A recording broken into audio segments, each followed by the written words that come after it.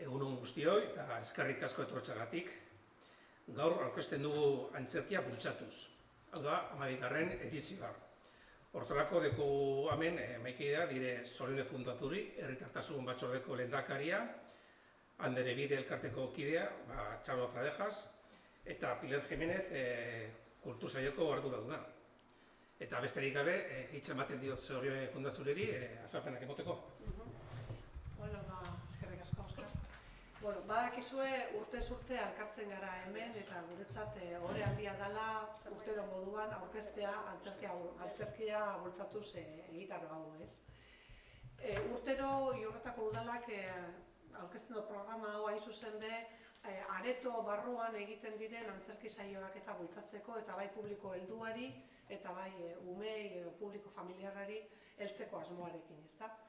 Oin dela 12 urte hasi ginen, esan dagoen moduan gure alkateak, eta bide lagun izan dugu egitaragoa prestatzen kultur saileko arduradunarekin batera, Andere Bide elkartea izan da ikuspegi feminista hori gure antzerki saioetan eta txartatu nahian, ez?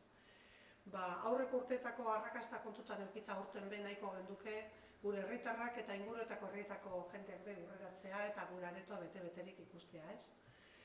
Herritarretan egin nahi dutzagu urreratu hau, programazio hau, nahi dugu Ibarretxe kulturretxean areto hau txiki geratzea eta jentea guregana hurbiltzea, eta hau izango litzateke gure urteko programazio finkoa. Ze justu antzerkia bultzatuz egitasmo amaitu egiten denean, gero ekainean bat egiten dugu kalez kale antzerkiarekin. Orduan, nahi duguna da herria antzerkiarengana hurbiltzea, eta nahi dugu baita be Euskal Herrian sortutako antzeslanak ezagutzera emotea. Gero aurkezten ditugunean taldeak eta lanak ikusiko duzu gehienak direla Euskal Herrikoak, edo bai autonomia erkidegokoak, edo Nafarroakoak. Horretarako umeentzako egiten da ahalegin berezia saio guztiak euskaraz izateko, eta helduetan be bai badago saio bat euskaraz izango dana. Etorkizunari begira nahiko genduke handitzen joatea nagusientzako eskaintza hau, baina landu egin behar dugu euskarazko eskaintza hau, ez da izaten hemen oparoa be gure inguruan tamalez eta. Baina horretan ahalegina egingo dugu. Baita be eskerrak emon, aipatu ditut egitaragoa prestatzen ibili diren eta hemen daukaguzan gure lankidei eta lagunei, baina baita be antzeslan hauek prestatzen dabizan konpainiei baita ere, ezta? Egiten dabelako ahalegina Jurretak daukazan berezitasunei egokitzen.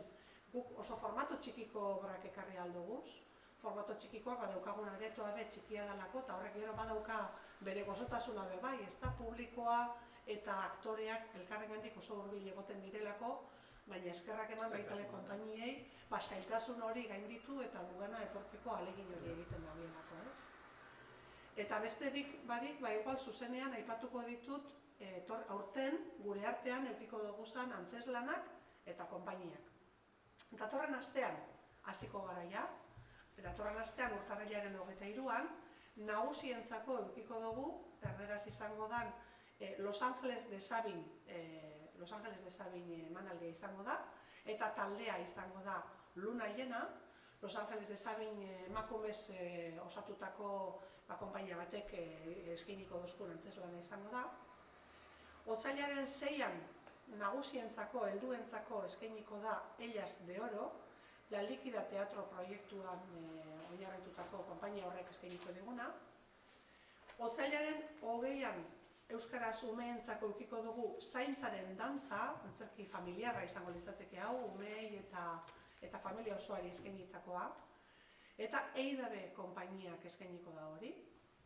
Martxoaren 6an, umeentzako euskaraz edukiko dugu Bizi-bizi zirkua, eta Kiki Moko eta Koko pailazoak izango dira, eta horiek eskainiko dozkue zirkuan oinarritutako emanaldia. Martxoaren 8aren inguruko egitarauan txartatuta egongo da, Deskozeme las alas deitzen dan emanaldia, eta hor, esan beharra daukagu, gaia izango dela, argi dago, emakumeenganako berdintasunarekin ikusitako zer ikusi aukiko duen ekintzak izango dira, eta batez be hor, hau ez da izango komedia, aurrekoak izan diren bezala, hau izango da antzerki serioagoa, eta horrekin batera nahi duguna da ahalduntze prozesu bat erakustea, ez? Aprilaren 17an nagusientzako euskarazko emanaldi bat izango da, Elorrioko konpainia bat izango da, hau eskainiko diguna, Arrapaladan konpainia deitzen da, eta eskainiko diguten antzezlanaren izenburua izango da Abdukzioak ke barbaridad. Hauek ere emakumez osatutako konpainia bat izango da, gure artean edukiko duguna, eta bueno, ingurukoak izateak beti edukiko dau jakin min handiagoa, eta espero dugu jendearentzako erakargarria izango dela. Hona etortzeko erreklamu bat izango dela. Maiatzaren 8an umeentzako bizia emanaldia izango dugu euskaraz. Hau Leoi Erregea musikalean oinarritutako emanaldi bat izango da, eta bueno, beti klasiko bat izan da, nik uste dut familientzako eta erakargarria izango dela. Maiatzaren 12an nagusientzako erderaz daukagu El Encargo, Larret teatrorena, horre bi idazleren inguruko komediak agertuko dira, hauen izango da pizkatxo bat barre egiteko giro horretan, ez da? Eta ekainaren 5ean amaituko dugu programazio hau, nagusientzako eskainiko den Como la vida misma, La Sombra Teatro konpainiaren eskutik, gaztelaniaz eskainiko den obra izango duguna, ez da? Uste dugu orekatua, erakargarria eta jente askoren jakin-mina asetuko lukeen programazio potentea dela. Eta bueno, beste barik igual Txarori utziko diogu hitza bere ikuspuntua agertzeko, eta ja igual bukatzeko Pilik eskainiko digu xehetasunak, argibide guztiak, prezioak eta guzti hori, ezta?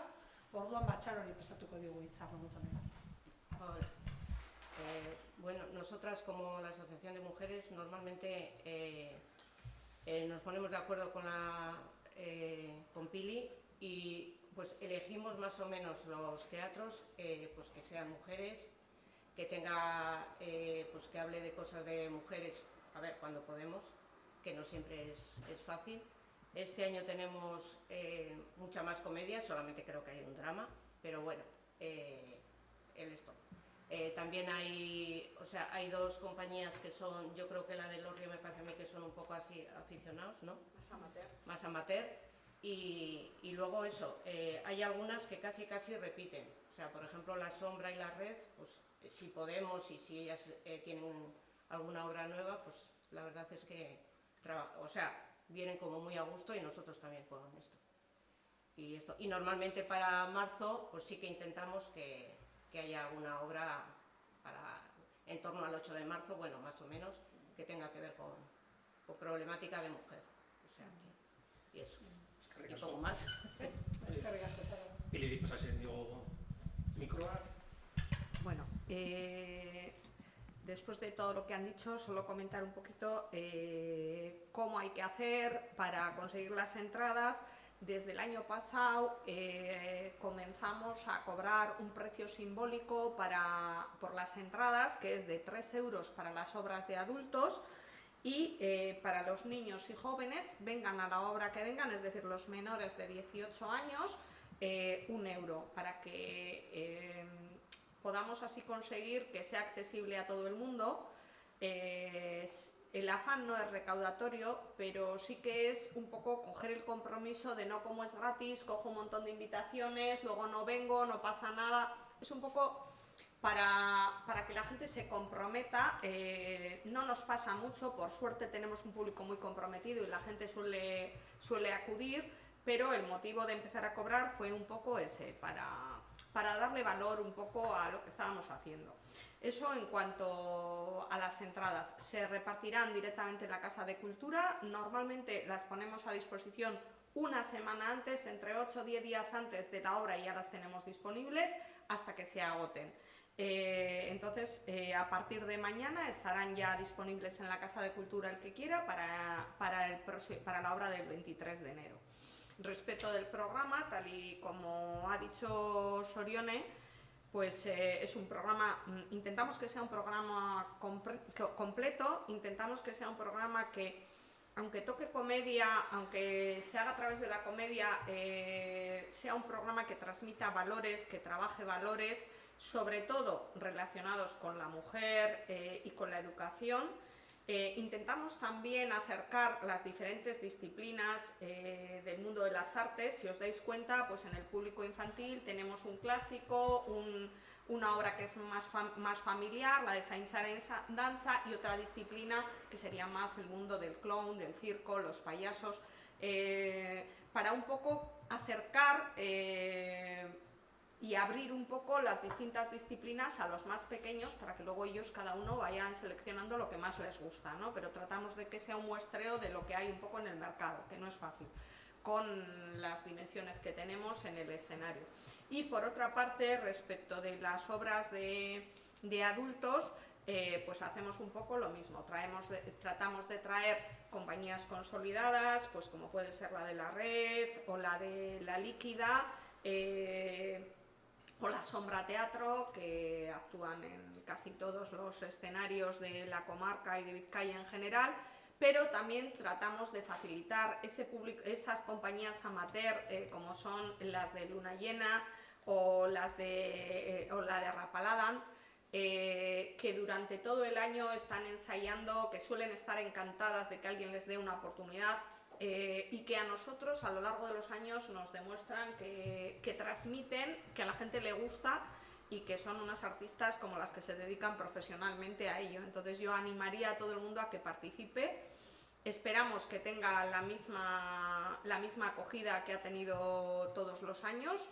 Y bueno, que les guste. No suele ser fácil seleccionar porque bueno, pues hay que acertar, y luego, claro, llevamos muchos años organizando teatro y entonces, pues como les pasa al resto de mis compañeros de la comarca que programan, pues a la hora de traer teatro clásico, pues ¿quién no ha representado la Casa de Bernarda Alba o Los Olivos de Lorca o los clásicos? Los hemos hecho muchas veces, entonces encontrar versiones diferentes pues suele costar, pero bueno, siempre intentamos que haya algo de teatro clásico también para que la gente no solo sea monólogo, comedia, lo fácil, ¿no? Un poco que nos haga pensar, que también es otra forma, ¿no?, de vivir el arte.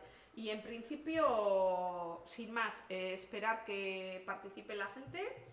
Anima a tu familiei umiek ekartea, sesorionek esan dauen moduen, da aukera paregabea, euskeraz izango dira, bai gurasoek dakitenek eta gurasoek ez dakitenek, umiek danok dakitez, eskolak dana euskeraz egiten dabe, eta era bat oso politia da euskera bultzatzeko, euskera praktikatzeko eta euskera gozatzeko. Gure bizitzan ipintzen badugu hizkuntza, aisialdian gero erabiliko dugu errezago. Orduen ideia hori da. Familian hastea, gero gure egunerokotasunean eramateko. Eta bueno, beste barik, galderarik edo badaukozue,